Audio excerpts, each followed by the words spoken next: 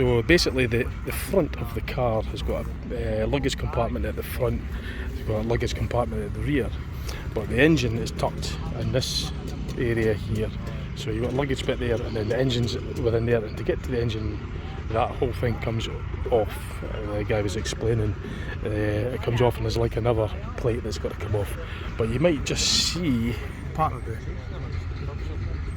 engine there, and they've got the intake for the air intake coming in from the sides. There's a fairing one there, and there's one on the opposite side. That's where the air goes in to cool the radiator and cool the engine down. That's it for the air intake for the engine as well.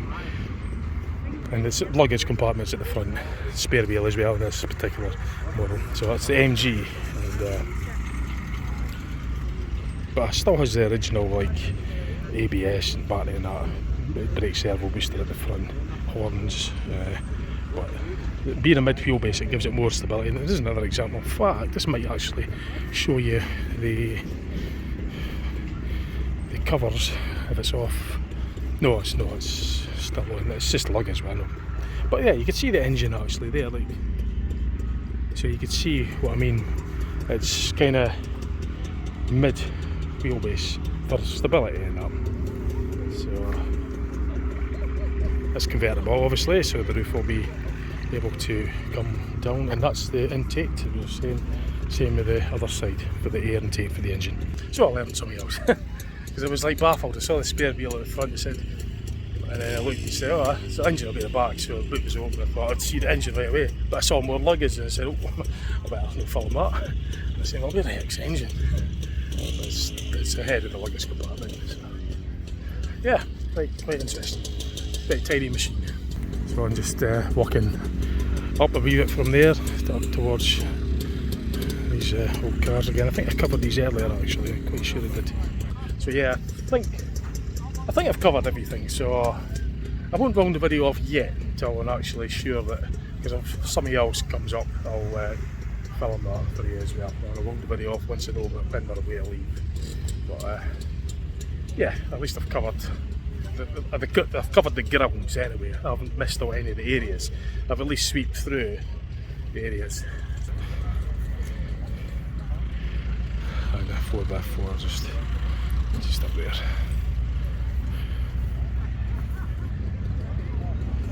So I've covered the grounds, even though I was just maybe briefly in some of the grounds, but at least I've got some.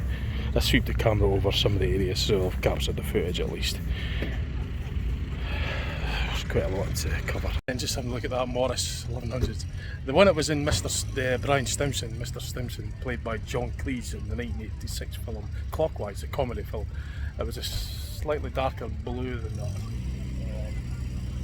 And it was Laura. No, there was Laura. There was another woman driving it as well, but somebody that Mr. Stimson knew. Fictional characters, of course. You know, she was driving it across the field and it got stuck in the field at the bottom. Because Mr. Brian Stimson, played by John Cleese, was in a hurry to get to the headmaster's conference, and everything that could go wrong would go wrong to make him late. He was obsessed with being on time and everything, but he was actually very late himself. But at the end of the film, ironically, he made it bang on time, but later than he planned.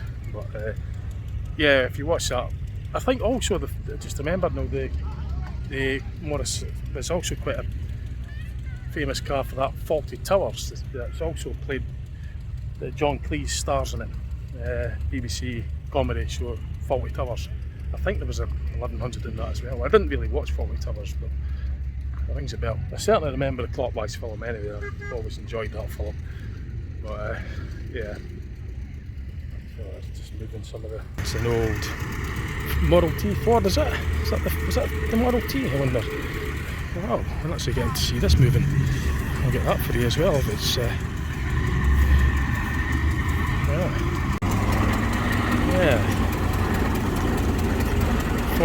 Ford Model T, I think. So there's all others sort of like on the way. Yeah, it's kind of unwinding. I mean, it is like 4:15 now. So I've been here about six and a half hours. So quite tired. I had a very busy weekend as well. I got about 5 hours sleep. I'm tired. 5 hours sleep last night. Oh, there's a lorry going on. Sure. The Earth lorry just making its way out. This is actually the best time to be here because you're getting to see the vehicles starting up and also see them moving as well.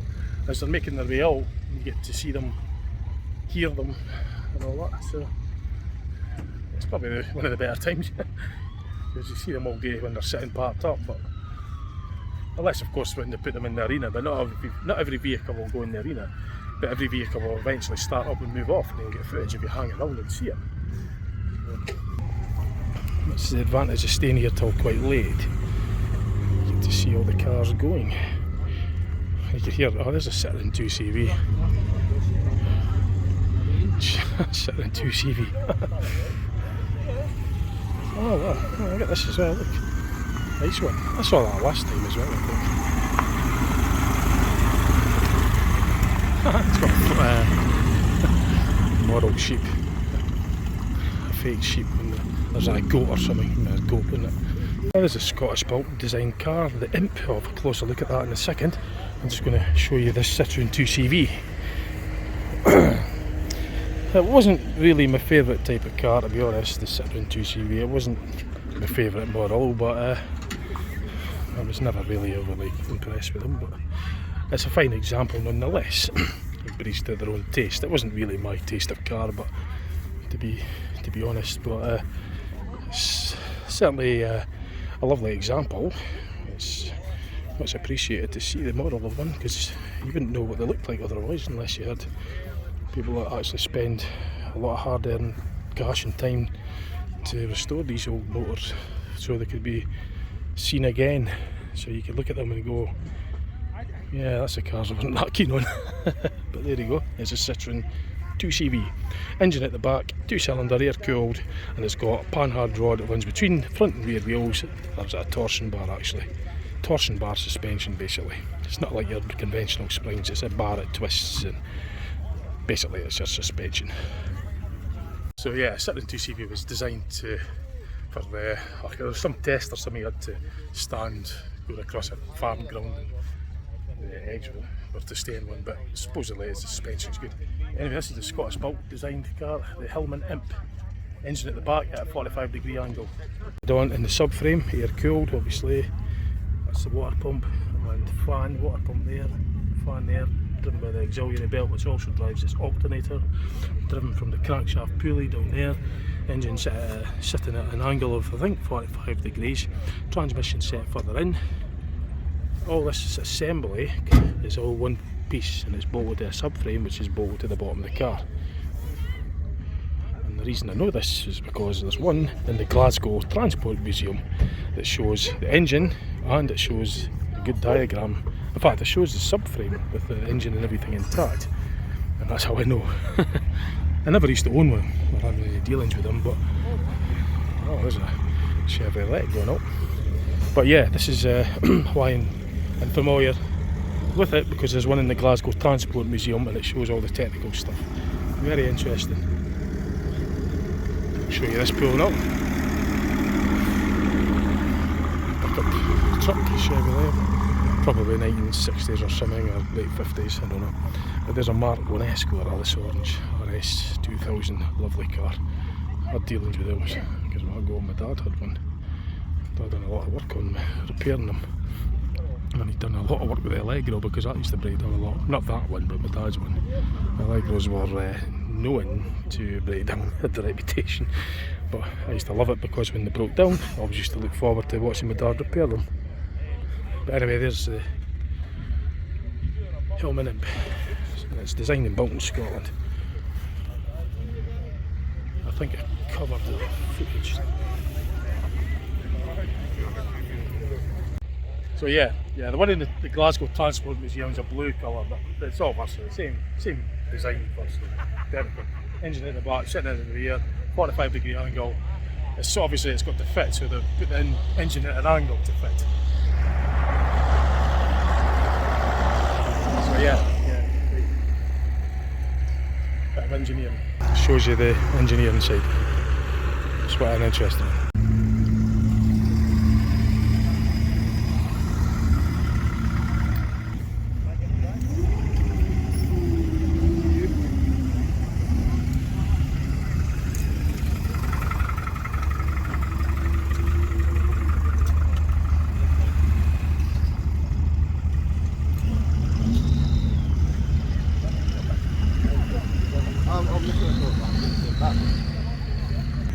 this machine sounds really good. This 4x4 American car looks quite something as well. Amazing. But this 4x4 sounds absolutely amazing. You might not hear it with other cars, but you might hear it now.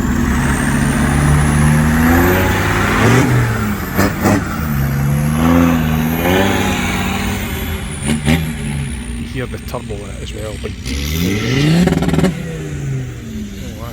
that I like. That sounds really impressive.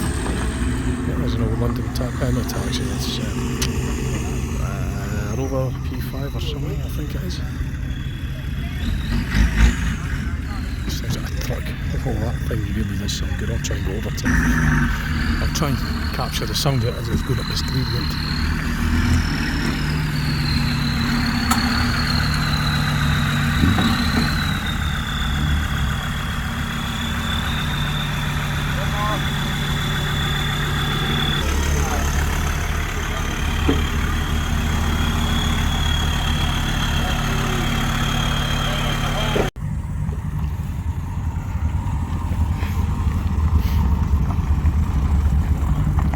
I think that's is it one of the 1920s, 30s hot rods or something maybe.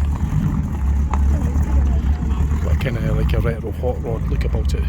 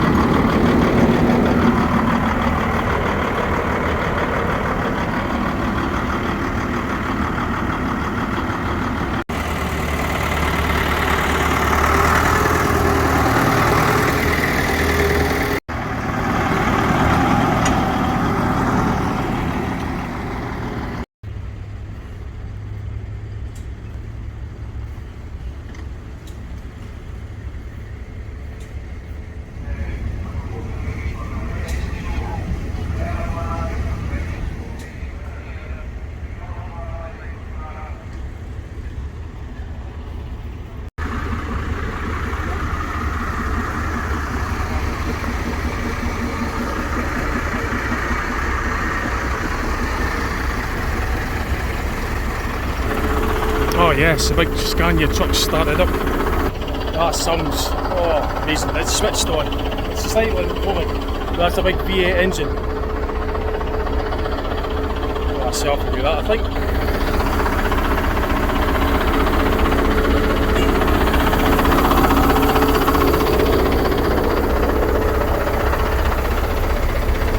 This does sound very powerful.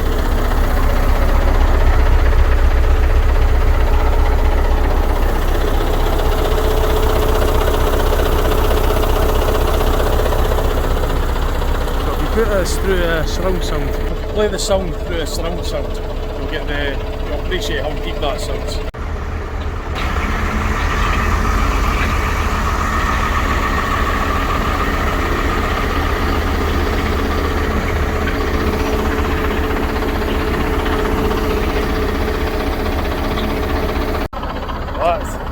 That's what I like. The sound of that is really.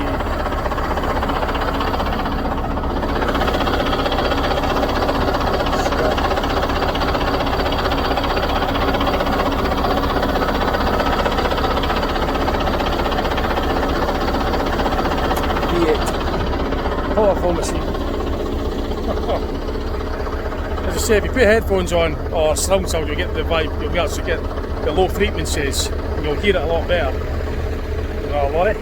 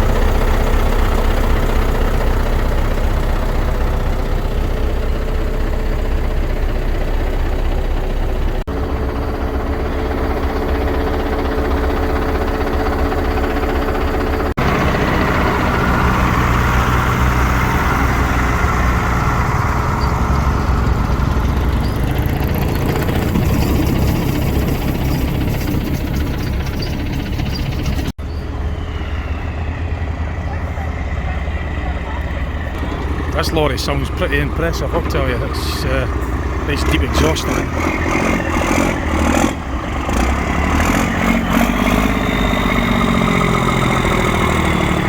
Oh, lovely.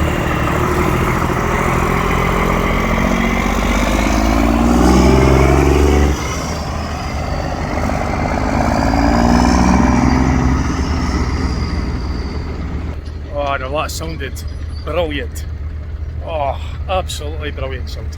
I think that was a straight through exhaust. It had a silencer on it, but it may be bypassed. That sounded really straightforward, straight exhaust. In other words, it sounded unsilenced, which is what I like. A raw engine sound. I'm sure it was anyway. Yeah, quite sure it was. That's how I'd like it. Sticking around a wee bit here because I want to see this one moving, so I'll sort of hang on a bit. Yeah, I think I'll make this video into 3 parts because it's quite a bit longer than I thought. I'm getting quite good quality footage at the end because all the vehicles are moving now. So you're getting to see that, you're getting to see all the cars going.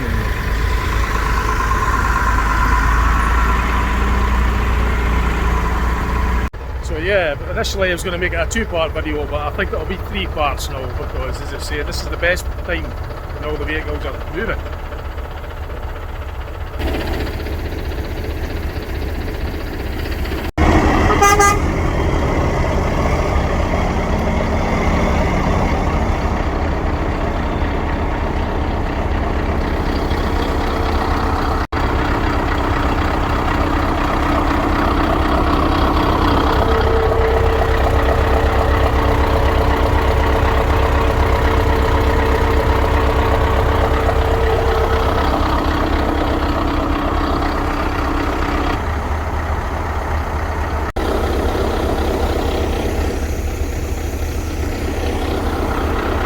So I've waited there for a wee while, but it could be ages before he's maybe somewhere busy. You know, I could be waiting a while, so I might just head on down this way anyway towards the bus because it's like 4:45 and I think they'll be probably thinking of getting heading there.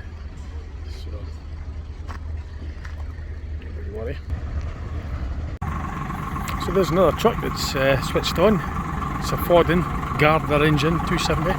I saw this one earlier, but I'll get a wee bit of the sound for these as well.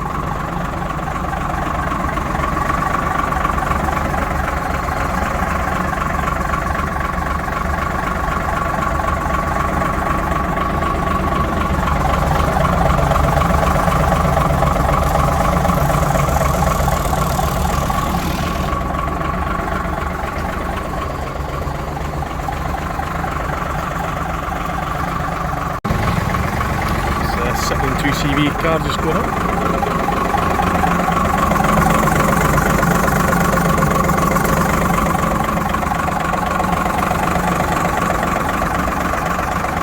Big crane lorry. It's an 8x4 I think. This means the 2 drive axles on the rear and 2 steering axles on the front. And you can tell by the hubs, there's hubs in the centre of the wheels on the drive axles. So yeah, it's 4x8, 8x4 bars, so that's your drive axles there. Yeah, fuel tank, stainless steel tank.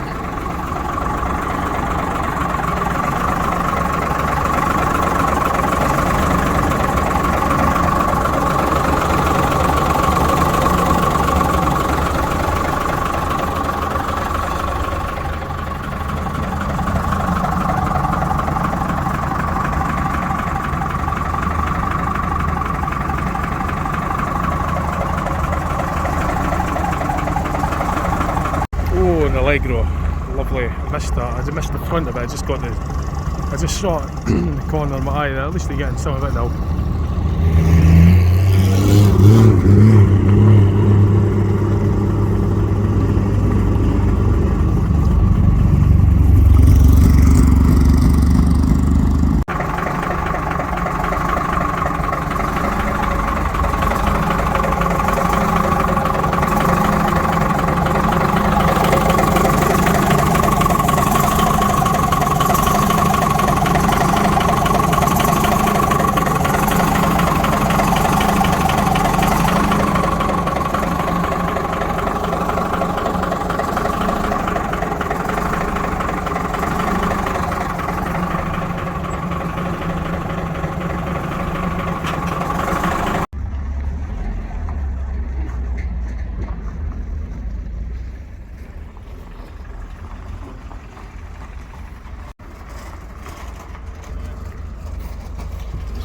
for Scone.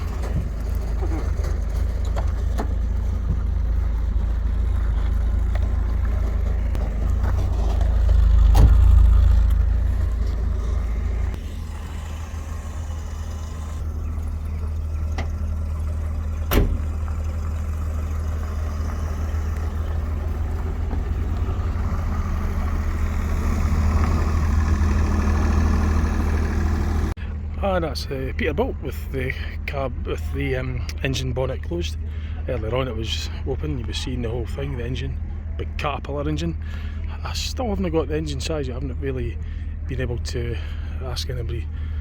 I think that's just visitors that are in there at the moment. I don't think that's the driver, but as I say, I'm guessing it's probably a 20 litre, 15 to 20 litre engine. It'll be at least 16 litre, I would have guessed. I mean, it's massive, like. Probably. You would remember seeing that earlier in the other parts, because I'm going to make this video into 3 parts, I think. So I saw the owner, I'm getting to go inside it. The engine size is actually 14.5 litres approximately, about 14.5 litre. I thought it was about a 20 litre engine, but it's actually 14.5, and I'm going to be able to get inside it, so I'm going to be really chuffed at that, so it's very good, I like it. I'm thrilled to bits and chuffed. Yeah, that's the rain coming on a bit, but it's amazing that it's me inside this thing, so I'm going to show you the dashboard. So the bunk bed, sleeping quarters, it's big, a lot of space back there. This is walnut, I think it's walnut anyway, but certainly, wow, lovely. Right, I make my mate jealous and tell him I was inside it now. Can't believe in it. Engine, bonnet. It's like a train. Oh.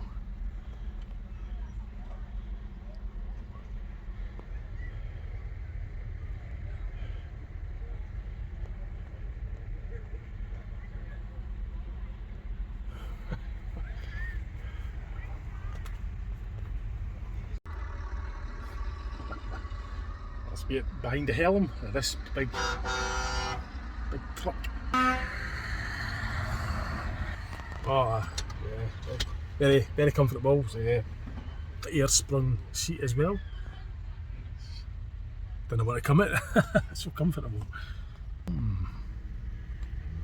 Well, so that's all the gauges. I mean, there's a ton of gauges. Like, there's loads and loads of them. It's only done. He was saying it's only done just under 400,000 miles, and for a truck, that's quite a low mileage.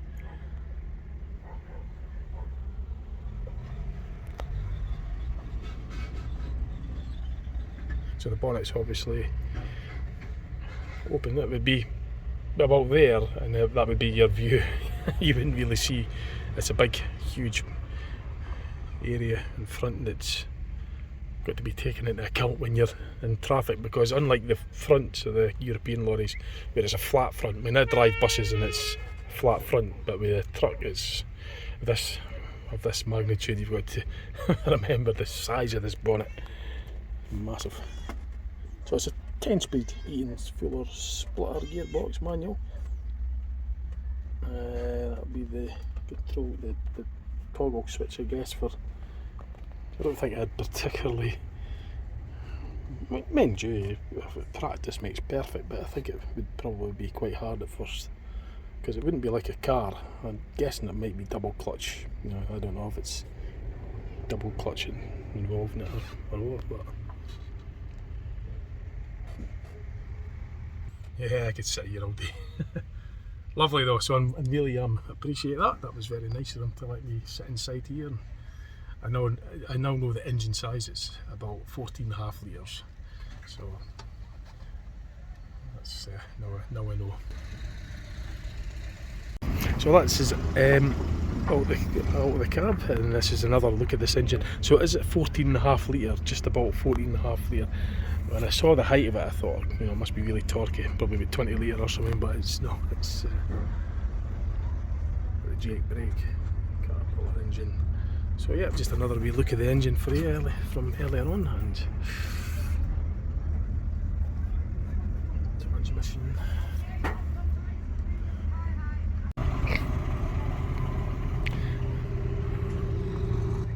So that was very good of them. Oh, that made my day getting in there. I don't know, look at that engine. It was some size. So I'm just kind of like making my way back towards the bus. There's an old Volvo, is it 140 maybe? It's certainly old anyway. Volvo 144. So it's an early model. So this is the best time because that's the rain on now, but at least the rain's coming on when we're finished, so that's something.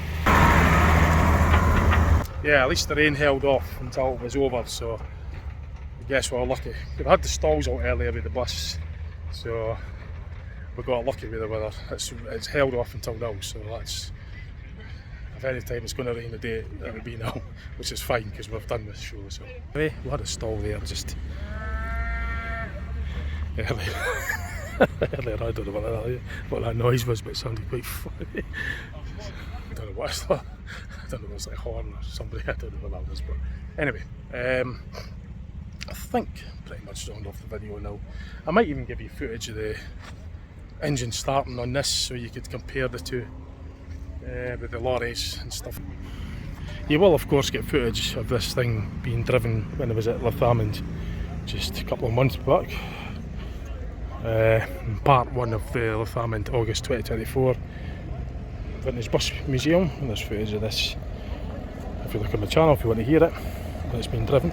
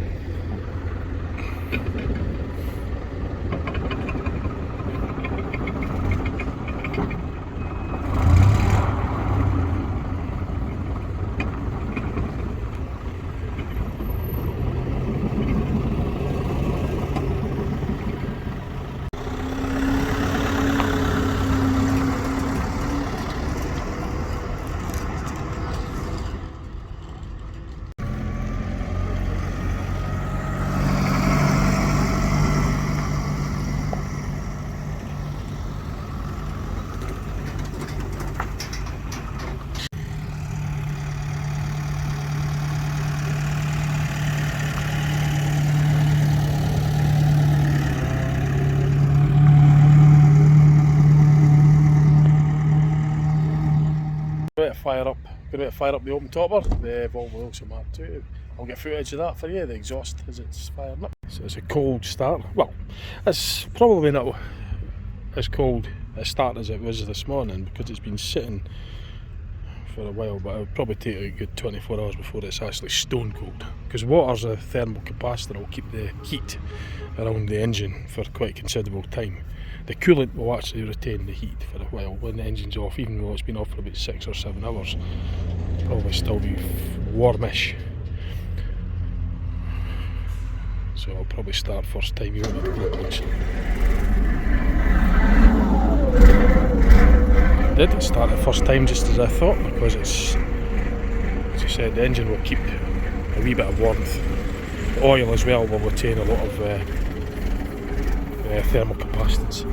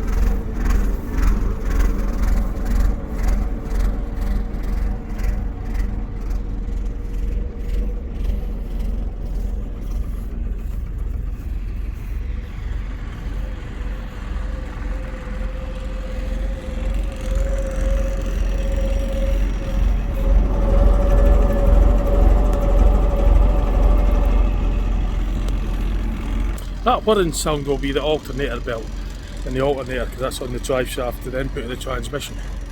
When it's out of gear, it's in neutral, the drive shaft will spin. But when it goes into gear, the drive shaft will not spin because the gears are locked with the belts closing when they're planning through the gears. And therefore the engine's only idling and it's able to slip because of the fluid coupling on the flywheel of the engine. That's why it won't stall when it's in gear. It's not automatic, you see. That's a cue for me to go. Anyway, I'm going to round the video off because it's time to go. I hope you enjoyed it. That'll be probably 4 parts, I think. I measured out how long it was. It's been over 2 hours just now, so I'm going to basically round it off. Just before I do, I'll show you that and a wee bit of more of the exhaust. Right, okay, so see what else I put on my channel. Hope you enjoyed all 4 parts, and thanks for watching. Bye for now.